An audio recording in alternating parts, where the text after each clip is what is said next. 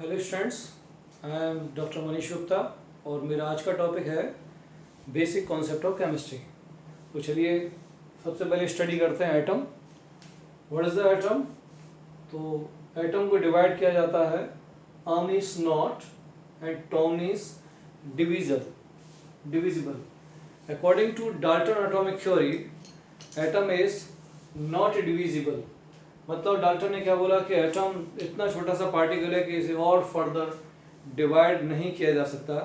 लेकिन जैसे जैसे और आगे रिसर्च हुआ, जे थॉमसन ने इलेक्ट्रॉन को डिस्कवर किया, गोल्डस्टीन ने प्रोटॉन को डिस्कवर किया, चैडविक ने न्यूट्रॉन को डिस्कवर किया, और प्रोटॉन्स और न्यूट्रॉन जिस सर्कल में आपको दिखाई दे रहे हैं, तो प्रोटॉन्स और न्यूट्रॉन्स पाए जाते हैं centre of the atom is called the nucleus. Rutherford ने अल्फा स्कैटरिंग मॉडल से न्यूक्लियस को डिस्कवर किया। ये हम आगे कंटिन्यूसली पढ़ते जाएंगे। फिर से मैं एक बार एक्सप्लेन कर देता हूँ। सबसे पहले बात करूँ मैं एटम की। Atom means it is a smallest particle of any matter और सब्सटेंसेस, और इसको दो हिस्सों में मैंने डिवाइड किया, gamma means not and Tom means divisible. 3 subatomic particle of atom is electron, protons and neutron. Electron is discovered by J.J. Thomson, proton is discovered by Goldstein, and neutron is discovered by Chadwick, James Chadwick.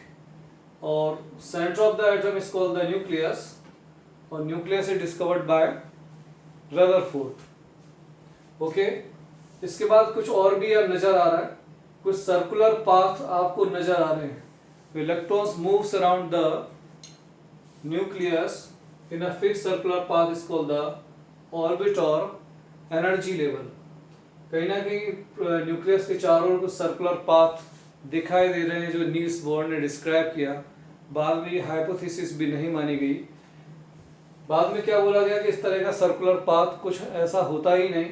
Electron हमेशा 3 dimensional orientation करते रहते हैं, x, Y और Z direction में। उस 3D orientation को हम लोग ऑर्बिटल्स के नाम से जानते हैं। ये ऑर्बिटल टर्म 11th क्लास में पहली बार इंट्रोड्यूस होगा।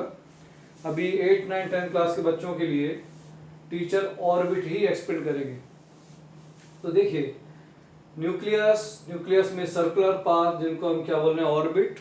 Orbits are denoted by the small N, और ऑर्बिट को कुछ नंबर दिया जाता है 1, 2, 3, 4। अभी 7th ऑर्बिट होते हैं, लेकिन इनफाइनाइट तक लिखा होता है। ऑर्बिट के अंदर इलेक्ट्रॉन का कुछ फिक्स पोजीशन है जिन्हें सेल्स कहा जाता है, और सेल्स को डिनोट करते हैं alphabets K, L, M, N and so on. सभी इलेक्ट्रॉन का अपना कुछ एनर्जी लेवल होता है। उस एनर्जी लेवल को हम लोग E1, E2, E3 and En से रिप्रेजेंट करते हैं। यहाँ तक क्लियर हो रहा है? नंबर ऑफ इलेक्ट्रॉन्स के लिए नील्स बोर ने एक छोटा सा फॉर्मूला दिया। It is called the 2n²। n means number of orbit. यदि हम फर्स्ट ऑर्बिट के लिए n की वैल्यू 1 पुट करें तो ये मुझे 2 × 1 का square equal to the 2 electron नजर आता है। n की वैल्यू 2 पुट करें तो 2 × 2 का स्क्वायर 8 इलेक्ट्रॉन नजर आता है। यदि मैं n की वैल्यू 3 पुट करूं तो 2 × 3 का स्क्वायर 18 इलेक्ट्रॉन नजर आता है। और यदि मैं n की वैल्यू 4 पुट करूं 2 × 4 का स्क्वायर इक्वल टू 32 इलेक्ट्रॉन। लेकिन स्टूडेंट से क्वेश्चन होता है कि अगर n की वैल्यू 5, 6, 7, 8 पुट किया जाए तो यहाँ थोड़ा सा समझना है कि n की वैल्यू हम भले ही 5 पुट करेंगे तो 2 × 5 का स्क्वायर इक्वल टू 50 इलेक्ट्रॉन आना चाहिए। लेकिन ये आंसर रॉन्ग है, क्योंकि किसी भी ऑर्बिट में मैक्सिमम नंबर ऑफ इलेक्ट्रॉन 32 से ज़्यादा नहीं होते। भले ही 7th ऑर्बिट हमारे डिस्कवर किए गए हैं, लेकिन हम बिल्कुल ऐसा नहीं करेंगे। n इक्वल टू 6, 2 × 6 का स्क्वायर 72 इलेक्ट्रॉन्स, और n इक्वल टू 7 के लिए 2 × 7 स्क्वायर 98। क्यों नहीं करेंगे? वे क्वेश्चन ये आता है कि sir maximum number of electron 32 से ज़्यादा क्यों नहीं होते? क्योंकि जैसे ही ऑर्बिट के अंदर सेल, सेल्स के अंदर सब सेल्स को डिस्कवर किया, सब सेल्स के बाद ये ऑर्बिटल्स को डिस्कवर किया। 11th क्लास में हम लोग इसे क्वांटम नंबर के नाम से जानते हैं।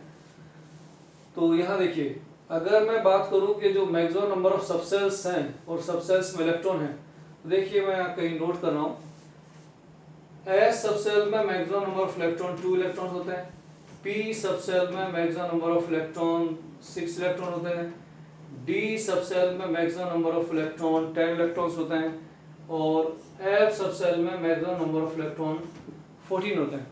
अगर आप सारे इलेक्ट्रॉन्स को काउंट करें तो इनका सम 32 इलेक्ट्रॉन होता है। तो ये टोटल ये 4 हमारे सब सेल होते हैं SPDF, जिनमें मैक्सिमम नंबर ऑफ इलेक्ट्रॉन भी फिक्स होता है 2, 6, 10 और 14। तो ये 32 इलेक्ट्रॉन से ज़्यादा यहाँ पॉसिबल नहीं होता है। क्लियर? इसको मैं आगे और डिस्क्राइब कर रहा हूँ, यहाँ तो नोट करिए, देखिए।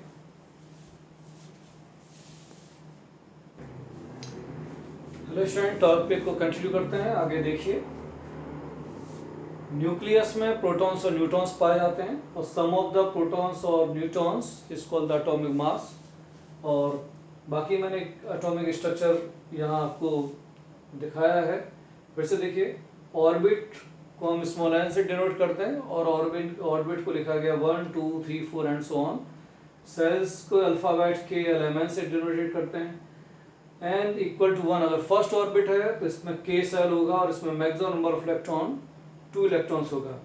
सेकंड ऑर्बिट के लिए l सेल होगा और maximum number of electron 8 electrons. Third orbit के लिए m सेल होगी और maximum number of electron 18। Fourth orbit के लिए n shell, maximum number of electron 32। पर मैंने आपसे बात की कि अगर मेरे पास फिफ्थ सर्कल, फिफ्थ ऑर्बिट है, तो KLMNO हमारा सेल होना चाहिए, लेकिन मैक्सिमम नंबर ऑफ इलेक्ट्रॉन अभी भी कितना होगा? 32। अगर NCERT बुक देखोगे तो उसमें क्या नोट किया है कि 2, 8, 18, 32 एंड सो ऑन उन्होंने छोड़ दिया है कि भाई जब 11th क्लास में हम ऑर्बिटल कॉन्सेप्ट पढ़ेंगे, सब सेल पढ़ेंगे, तब टीचर स्टूडेंट्स को एक्सप्लेन कर देंगे, पर ये जानना आपको ज़रूरी है। इसको मैंने फिर से यहाँ 9th क्लास स्टूडेंट्स के लिए दिखाया है कि देखिए 2n इसका रूल्स n इक्वल टू 1 जो अभी नोट किया था, KLMN इस तरीके से 2, 8, 18, 32 इलेक्ट्रॉन्स आते हैं। पर क्या गलती नहीं करनी है कि 32 के बाद 2 × 5 का स्क्वायर 50 इलेक्ट्रॉन नहीं करना है। क्यों नहीं करना है वो फिर से मैं एक्सप्लेन कर रहा हूँ कि मेरे पास सब सेल फिक्स है, S equal to 2 electron, P equal to 6 electron, D equal to 10 electron, F equal to 14, और total number of electron is 32 electron. देखिए ऐसे एक्सप्लेन किया है कि अगर n इक्वल टू 1 है तो K सेल है और 2 इलेक्ट्रॉन, तो K के लिए सब सेल S, इसमें मैक्सिमम नंबर ऑफ इलेक्ट्रॉन कितना होगा? 2। L सेल के लिए 2 सब सेल यहाँ दिख रही है, S और P। 2 है number of orbit, second orbit के लिए 2 यहाँ दिखाया गया है। S सब सेल में मैक्सिमम 2, P में 6, तो 2 + 6 = 8 इलेक्ट्रॉन। अगर मैं थर्ड सेल की बात करूं, थर्ड सेल मेरी M, इसमें 3 सब सेल होगी, SPD, और ये जो 3 है वो क्या शो कर रहा है? Third orbit. तो S में 2 इलेक्ट्रॉन, P में 6 इलेक्ट्रॉन, D में 10 इलेक्ट्रॉन, और इनका सम अगर हम करते हैं तो कितना आ गया? 18 इलेक्ट्रॉन। फोर्थ मेरा सेल है N, इनमें सब सेल होगा S, P, D and F, 4 सब सेल्स होगी। SPDF के बाद हम लोग हाइपोथेटिकल G सब सेल मानते हैं, पर वो हाइपोथेटिकल है। अभी SPDF 4 ग्रुप्स में हमारा पूरा पीरियोडिक टेबल इन सब सेल के अकॉर्डिंग डिवाइड किया जाता है। S में 2 इलेक्ट्रॉन, P में 6 इलेक्ट्रॉन, D में 10 इलेक्ट्रॉन, F में 14, और इन सब का सम करते हैं तो टोटल नंबर ऑफ इलेक्ट्रॉन कितना? 32।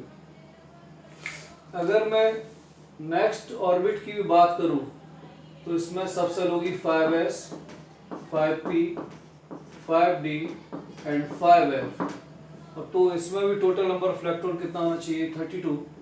क्योंकि देखिए सर्कल का नंबर तो बदला, पर S में और इन सब में maximum number of electron fix हो गए, 2 + 6 + 10 + 14। इस तरीके से मैक्सिमम नंबर ऑफ इलेक्ट्रॉन किसी भी ऑर्बिट में 32 से ज़्यादा नहीं हो सकते। तो ये छोटा सा कॉन्सेप्ट आपने सीखा, ठीक है? यहाँ तक देखिए, इसके बाद आगे कंटिन्यू करते हैं।